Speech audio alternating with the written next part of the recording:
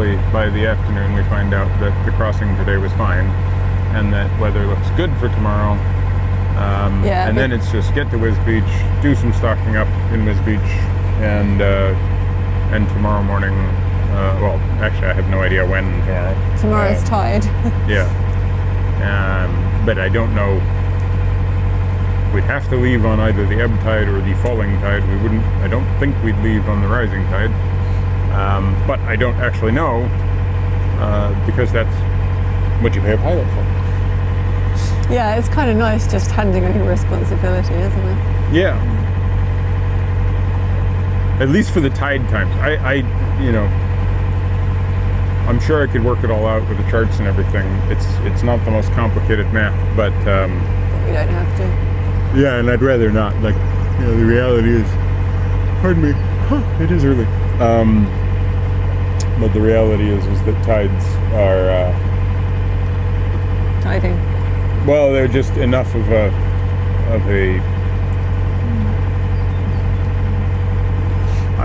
I'd rather not worry about them. Yeah. And, you know, the one problem of being in a transitional place, like if you're on a canal, you don't have to worry about tides. If you're on the ocean, you don't really have to worry about tides. But if you're coming from ocean to canal or the other way around, you got to think about tides. And they're annoying because they don't like to be regular like clockwork, which, you know, is how I would design things. They're just estimates of. Yeah. Or we can only estimate. Well, you can't. You kind of have to remember that, like, they're literally different for every single point on Earth. Yeah. You know, so like effectively, it'll be an hour later every day that the tide happens. The same tide happens, but you know, at any given point, you're like, I think it'll be. Nope, it's a bit an inch higher. Oh, look, that boat's called Crack of Dawn. That's appropriate. That's appropriate. But yeah, if it were up to me, there'd be actual clockwork involved. You know, big gear between us and the moon. And just occasionally crushing large swaths of humanity, I guess. Doesn't actually sound like a better. Doesn't sound like a great idea. But all right, shall I turn that probably have to invent some sort of timing process. I can't stop yawning. What's that? I can't stop yawning. No, me either. It's your fault. They're infectious, apparently. It's not true. It's all got to do with the level of oxygen. So the reason why it's infectious is because we're all sitting there going, oh, we've dropped 17% oxygen, start yawning. And everybody starts going, oh, you know, it's infectious, don't you? And then somebody has to be the smartass that tells everybody that no, it's got to do with oxygen levels, and all human beings should react to the same. So why do we do it when we're tired? What? Because usually we do it when actually, I'm not sure why we yawn when we're just tired. You know. We both go again. Yeah. See, this means we're in an area of depleted local oxygen supply. Oh, cyclist. Yeah. Bicycling, dude. You can't really tell. Well, okay, except for moments when you pass a place where somebody set up a fishing pier. But you can't really tell from where we are that there are pathways just a few feet that way. Which way do you go? That was the way. Because you can go on that side. Yeah, but if you're on that side, then you're quite a bit inland. Like you pass the lock close by, but then you turn over that way and go like half-mile in before you follow the train track. Inland, we're all inland. Right, well, okay. Away from Riverland? Askew? Athwart the river? Athwart the river. That makes sense.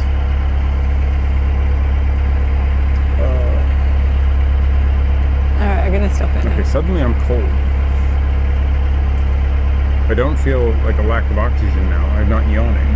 I'm just chilly. Suddenly. Ooh, Kingfisher. Oh, that's He's pretty. right across the bow. I'm back. That lovely flash of blue color.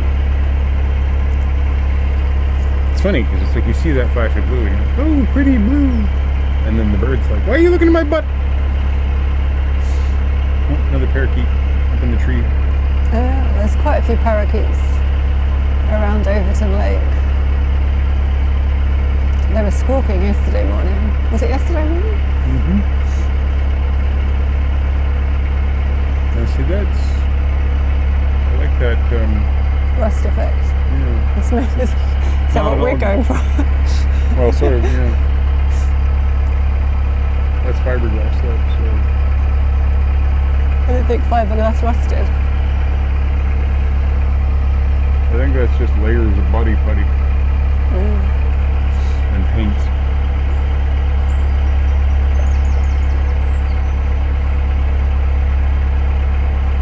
I always wonder why Dog-in-a-doublet lock doesn't have a dog in a doublet sitting outside. Yeah, that would be nice. Like there should be, maybe there was at one point, I think that must be the story. but there was a mascot with a dog in a I think doublet. we found out last time.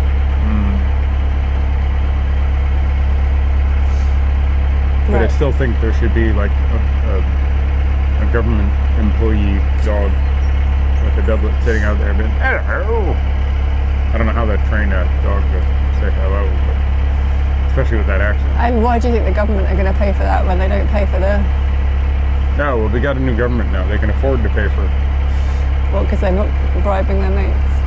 Because they're not bribing their mates the whole time. Well, they probably still are. Well, they're giving it over to the proletariat. According to the Daily Mail and the Daily Express, a red revolution is happening in England. Full-on communist plot.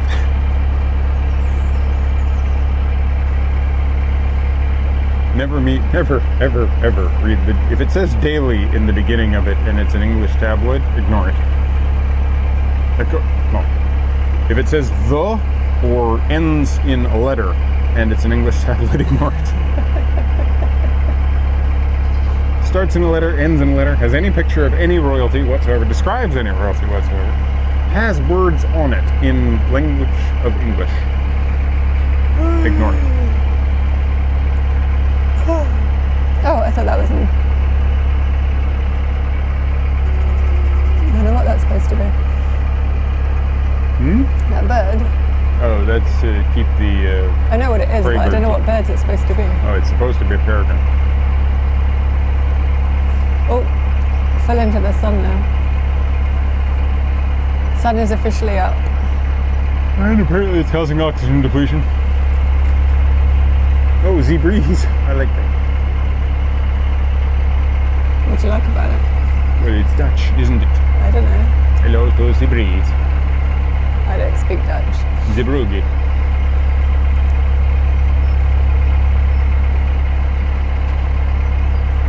Right, I think I'm going to go and get the keys.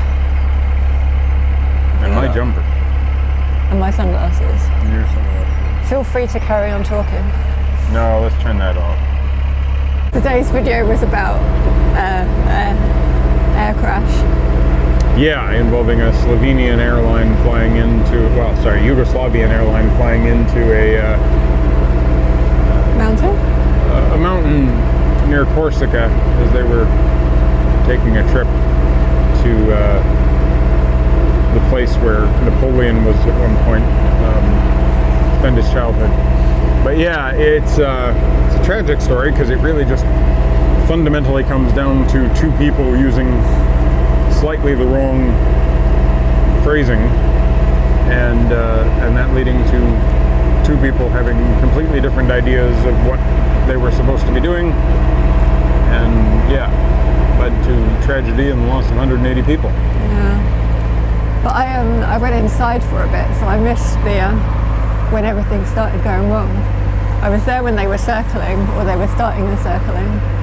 Yeah, well, I mean, it's just crazy because it's an example of one of the things that, like, you know, one of the reasons why I'm always so interested in programming languages is because of their ability, at least in theory, to communicate unambiguously. Whereas English is a language that has lots of little ambiguities, and basically this one came down to somebody, instead of saying the word cleared for approach, it said cleared for procedure, and one one person on one side. Neither person spoke English as their first language. Both of them were using English because that is the language of flight control, for good or for better or worse. But basically because both of them were expecting the other person to respond and say something in a specific way, and then they used a different way. So one person said cleared for a procedure instead of cleared for approach, and the other person said that he was rolling inbound instead of turning inbound. And it led to the pilot having one mental model and the person on the ground having a different mental model, and neither person knew that the other person was doing what they were doing. And then a mountain appeared. Well, the mountain didn't exactly appear. The mountain had been there the whole time. Sorry, there was a battery issue on the phone. Yeah, the mountain didn't exactly appear. The mountain's kind of just going, you know, I've been here for 6,000 years. What are you guys up to? Yeah. I wonder what the mountain thought about that. Ouch! Yeah. Probably felt like a fly swatting it. It's like, get off. Yeah. But no, it's a really quite obscure story. I'd heard of the crash before, but I'd never heard the details. Uh-huh. And yeah, turns out it's one of those things that my dad used to drill into me when I was a kid about precise communication and stuff. Well, your dad was a flight engineer, so. Yeah. And I definitely picked up some of those lessons, which is why I don't like to fly. An understatement saying you don't like to fly. Yeah, no, it's definitely an understatement. I like to be in other locations, and I recognize that sometimes it's hard to get a boat, but I would much prefer a boat. Which is why when we were in Indonesia, we got a 24-hour ferry from Surabaya. Yeah, rather than a 20-minute flight. Yeah. There's no way I was taking a 20-minute flight on an Indonesian airplane. And when you got on the ferry and we descended to like 4 below, and we were in a room with 40 other people. 40. It's like 400. Well, with the room we went in, there was like beds on the floor. Yeah. Yeah, and you'd look out the porthole and you'd see that we were underwater. Porthole? Yeah. There wasn't any portholes. Well, no, there were portholes. There were, I don't remember. but you could see the water like lapping up against the side of the porthole. So I nabbed us to like, I say beds, they were like wooden benches, and Michael disappeared, and I was really annoyed with him for disappearing because he was gone for ages. What I was doing was talking to the crew and insisting that, like, because we'd been charged, because we were foreigners, we'd been charged for a like cabin and berth and all. And we that sort of tried to stuff. book a cabin, like, because we knew these boats, these ferries had cabins. Yeah, but usually the cabins are apparently given over to like the crew to use or something. Oh, really? Yeah. Anyway, Michael got one. Because we'd paid for one. If we hadn't paid for one, if we'd paid, even if we'd paid like a foreign ticket price for the regular steerage class or whatever, I'd have been fine. But they charged us as if we were in a private cabin, and it was like, well, it's still cheap. But didn't you end up giving them like $40 as well? Yeah, there was a. I had to grease some palms. And then we didn't really know like how these ferries worked, but yeah, it's free food. But there was just one meal, and you go up and you get your meal, and we opened the box, and it was like a fish head and rice. And you were like strict vegetarian, I was fairly vegetarian, but yeah. I'm like, well, guess I'm not eating. And then there was some kind of shop, and so we lived on Oreos. That's how a lot of Southeast Asia worked for me. Was what I discovered when I was in Vietnam and everything. Vegetarianism can be hard in a country where, for kind of long-standing historical reasons around Buddha's interpretation of texts and all sorts of stuff, things like shrimp and fish sauce are considered vegetarian. or at least considered not meat, right? Which makes sense. It makes Some sense. look. In South America, the capybara is a fish, according to God, if you're Catholic, right? So it's okay to eat a giant rat in Lent because it's technically a fish, though it's technically not in any way a fish. This is the way that things happen. You know, there are local accommodations to, no, that's not an animal. That doesn't count, you know. But I'm like, no, I don't eat shrimp. I don't eat anything that moves of its own accord. And I don't eat anything that is an animal that doesn't move of its own accord. That's why I'm not eating sponges and corals and mussels and stuff. And definitely not fish heads. Definitely not fish heads. Yeah. So, you know, it was, yeah. It's quite an interesting trip, but that's how I survived in large portions of Southeast Asia, was going, if I can't read the ingredients and I can't communicate properly, choco pie and Oreos. Oh, now I can see Dog-in-a-Doublet. There's Dog-in-a-Doublet. Just the silhouette of the guillotine guy. And now I want choco pie. All right, I'm going to stop that because my battery's going to run out. If you've never had a choco pie, sorry, I'm not. If you've never had a choco pie, it's essentially the equivalent of what in America we call the wagon wheel. Right? I call them wagon wheels here. Oh, do they? Yeah. Okay. So I've not, you know, I haven't investigated the English wagon wheel to see if it's different than the American wagon wheel. It probably has marmalade in it, but well, I've never actually checked. But the just like that, we're back on biscuits. The choco pie, yes, somehow we returned to biscuits. But the choco pie, which comes in these lovely boxes and each is in their own container, is just surprisingly easy throughout, you know, like extremely rural Vietnam to find in a place where literally nobody speaks English and I have no idea what's inside of a menu or on a menu. Especially in places where it's not even Vietnamese that's being used, it's the local dialect. The only thing I can figure out is I can eat choco pie, or I can eat fruit if I go to a market. But you know, the choco pie is the default, easy fallback. And if you've got, and I happen to like choco pie. If you've got a local, sorry, I just thought I saw some ducklings. What's that? I thought I saw some ducklings. If you've got a local Chinese supermarket, you can find choco pie occasionally. Yes. Anyway, I really am going to stop that because we are running out of battery. Okay. Nobody shipped me any choco pie though.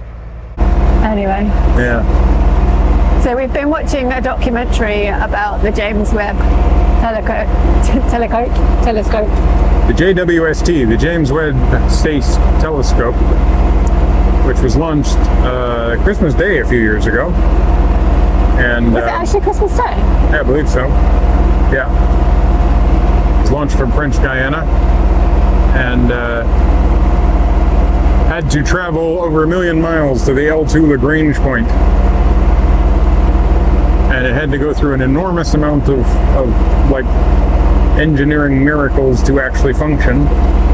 And then it did function. And I remember watching the launch live and being really nervous about it, and knowing that the worst bits all came afterwards. What, opening the telescope? Yeah, actually opening and deploying solar reflector or sunshade, which is basically just a like really large Mylar 5-layer sandwich of like very, very thin metal fabric. All 5 layers of which have to be spread out like a 5-layer stacked umbrella by these multiple tensioning points to pull this great big sunshade out that then does the job of acting like a literal sunshade. Like it really is just an umbrella. But its job is to stop the light from the sun and the earth and the moon from hitting the telescope itself and heating up the telescope just that little bit that makes it so that it can't see into the deepest portions of the infrared. Wow. So it's quite a fascinating problem. Yeah, like, oh gosh, the calculations that they needed to even work out. Yeah, like decades ahead of time. Yeah. in order to make that work. That's interesting. It's a low-level duck moving at high speed. I just got hit on the shoulder by your antenna. No, sorry about that. But yeah, the James Webb is a fascinating piece of engineering, and it had to launch on a rocket that didn't exactly have a good history, and yeah, it was a lot, and it was a lot of money, and it repeatedly nearly lost funding due to political squabbles in America. So what have they learned from it? Everything. We've learned more in the last couple of years about like black holes than we knew in the previous 100,000 years of human history. About that idea. Yeah, like it's absolutely amazing, all of the stuff that's come out of the James Webb. And that will, like, the funny thing is that each photograph it takes will lead to a paper in 50 years, right? And it's just constantly sitting up there taking photographs, and you're literally going to be, there's data coming in from this telescope that nobody will know for many decades how many people can utilize it for. Oh, for we don't know what it, yeah, like for unknown. Yeah, like just the stuff that it does in what's called the wide field, where it's sort of photographing a large portion of the sky and going into sort of a snapshot of all the galaxies that are in the deepest infrared. You're one of those photos holds information about, say, 1,000 galaxies, right? And 1,000 galaxies looking millions of years in the past. So you're really like, never mind what they're talking about. You're really looking at deep time, and you're also looking at things like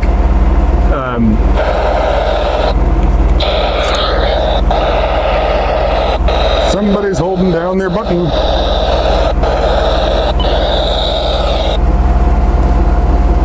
Just power that down because this has been useless the entire time. But yeah, you've got this this image that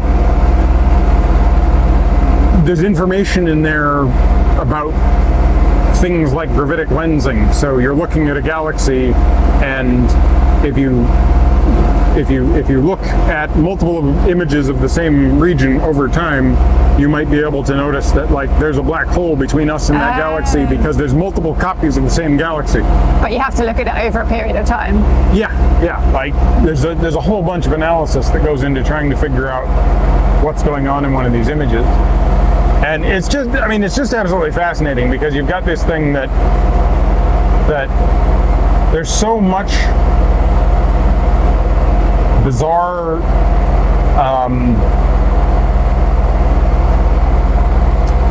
complete lack of fluency in science. Yeah. And astronomy is one of those places where the vast majority of the population knows nothing about it, right? A lot of people, if you say astronomy, they think they're talking about the signs of the zodiac, right? And it's like, no. Or they're talking about looking at the moon, and it's like, yeah, well, yes, but no. That's so much more. That's more geology than it is astronomy these days. We figured out the moon a long time ago in terms of its place up there and what it was doing. Oh. What? I need to change the camera at the front. Oh, do you need to do that now? No. So that's where we've got this. I don't know, I just think it's really interesting because you've got this thing, this object that we launched. In order to make it work, we had to know things about the universe that could only be determined by having launched the Hubble Space Telescope, right? Yeah. It was that step that made it logical to do this step, right? And that's why we had to make this thing with these huge gold mirrors that had to be made. You know, you needed to make something that the mirror was ultimately much larger than the rocket launching it. So you had to figure out a way of folding a mirror like a giant origami piece in order to unfold this mirror and then take these multiple pieces of metal and realign them exactly correctly to be able to like a million different, like you say, a million different miracles. Yeah, so many things that have to go into it. all of which, absolutely every single bit of which, just the fact that the place that we're putting it, even before you launch it, just the fact that we know that Lagrange L2 exists, completely obliterates any belief, like any concept whatsoever, that the Earth is only 6,000 years old and that it's a flat disk, you know, moving in one direction with this little tiny light rotating around it. Like, stuff that some people somehow are still able to argue about, when that point in space actually being there requires everything involved to be essentially spherical, rotating in spherical like relationships to each other, utilizing gravity, like, you know, and they all involve Einstein being extremely right about what's happening with light, you know, and how fast it moves. And you've got all these people who still want to go out to the new or the old Bedford River Canal and be like, I can prove that the world is flat. And it's like, no, you can't.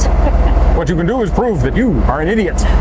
And that's fine. It isn't hard to prove that you are an idiot. I can prove that I am an idiot on a day-by-day basis, and I am much less idiotic than somebody who is staring hard at, you know, 17th century canal going, look, there's no curve. And it's just so annoying to me, because I grew up in this area where so many people were so obsessed about the idea that the world was 6,000 years old. And I'm like, the things you have to do to make radioactivity not work, that you have to do to distort, you know, like, oh, time sped up. Oh, people were actually 900 feet tall and they've just shrunk since then. Oh my. Yeah. But the James Webb is like this miracle, not in the sense of like something that was created by some supernatural being out of thin air. It's bigger than that. It's more impressive than that.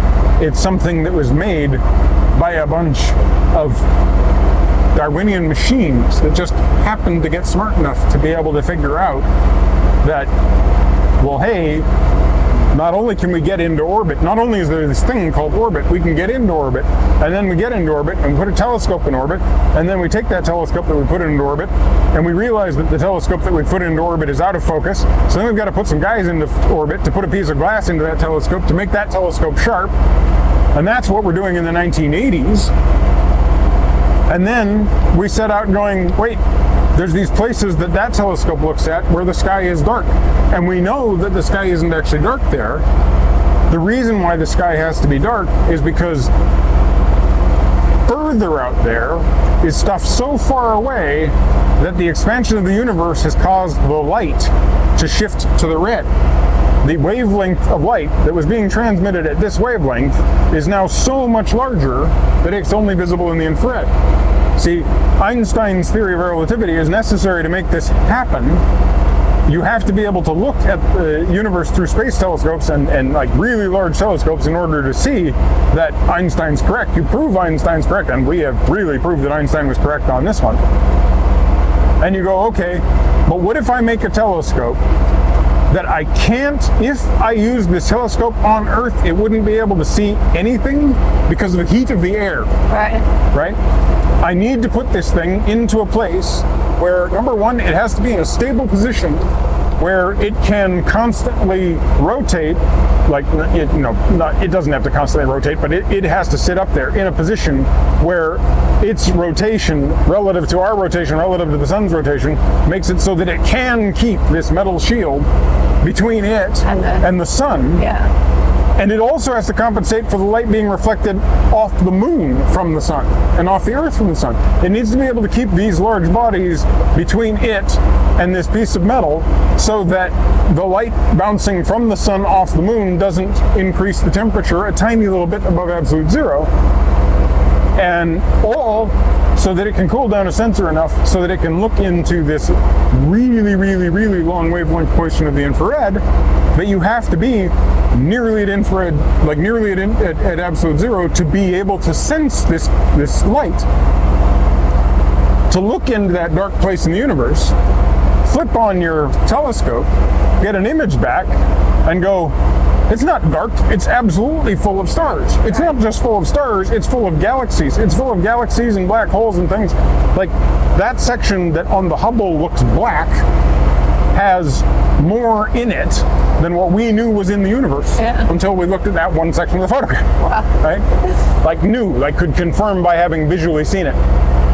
The whole point is that if you think that what you need to do in this universe is trust your own eyes, and so you take your own eyes and you look at a canal and you go, oh, that's straight, your eyes can't see in the infrared. If your eyes could see in the infrared, number one, you wouldn't be looking at a blue sky, you'd be looking at white plants. Like, these things would be pure white all around us, right? It'd look like we were driving down snow.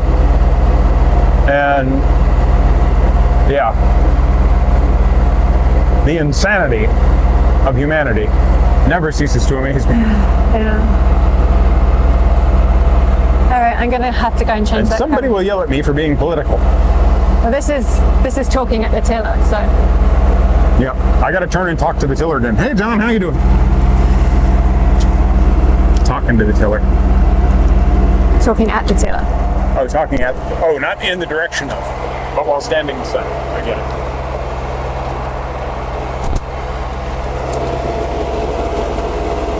Good, it's still on. I was worried it would run out.